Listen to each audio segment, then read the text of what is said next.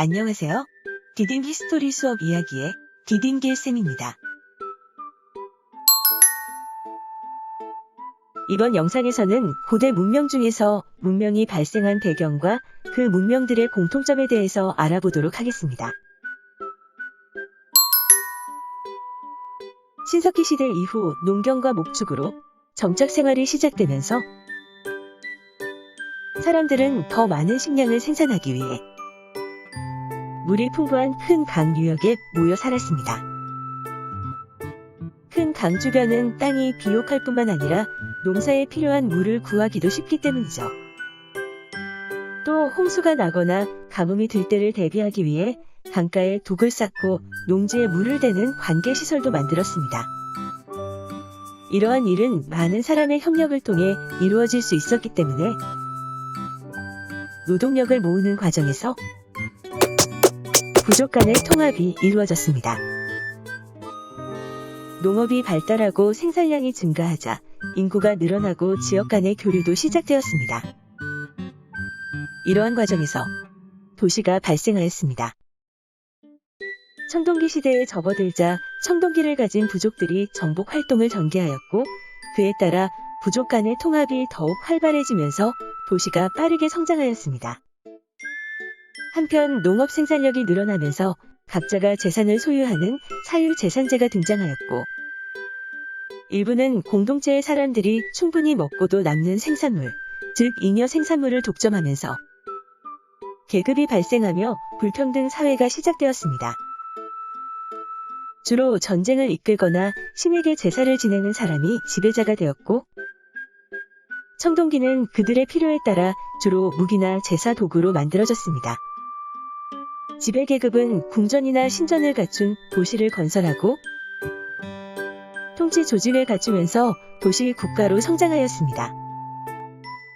또 세금을 거두고 교육 내용을 기록하기 위해 문자를 만들어 사용하게 되면서 인류는 역사시대로 들어서게 되었습니다. 이러한 과정을 거쳐 세계 각지에서 문명이 발생하였는데요. 브로델은 문명을 하나의 공간, 하나의 지역에서 형성된 문화적 특성과 현상의 집약으로 정의하고 있습니다. 일반적으로는 문명을 물질적이고 기술적인 발달로 이루어진 성과들을 가리키기도 하죠. 반면 문화는 주로 한 시대나 집단의 특정한 생활 방식 혹은 예술 활동을 가리키며 일반적으로는 자연을 대상으로 한 인간의 활동으로 이루어진 관습 혹은 정신적 특징을 가리키고 있습니다. 최초의 고대 문명은 기원전 3500년경 티그리스 강과 유프라테스 강 유역에서 발생한 메소포타미아 문명이 있으며 이후 나일강 유역의 이집트 문명, 인더스강 유역의 인도 문명, 황허강 유역의 중국 문명 등이 발생하였습니다. 이들 고대 문명이 발생된 지역입니다. 고대 문명은 발생 시기가 조금씩 다르지만 이들 지역은 모두 기후가 따뜻하고 큰 강 유역에서 발생하여 농사짓기에 알맞은 곳이었습니다. 이처럼 문명이 발생하기에 유리한 조건으로 인해 도시가 발달하고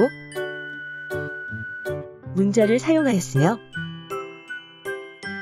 대규모의 건축이 축조되고 그리고 국가 정치 조직이 마련되는 등의 공통점이 있었습니다. 그럼 퀴즈를 풀어볼까요?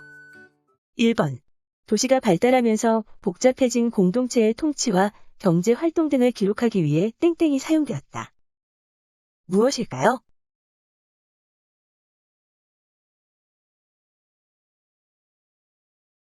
문자입니다. 2번. 세계의 고대 문명들은 모두 땡땡 유역에서 발생하였다. 어디일까요?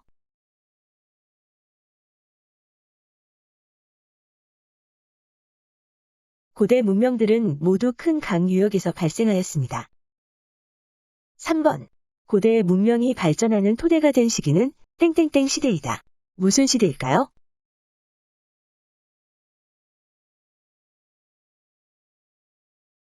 네, 청동기 시대입니다.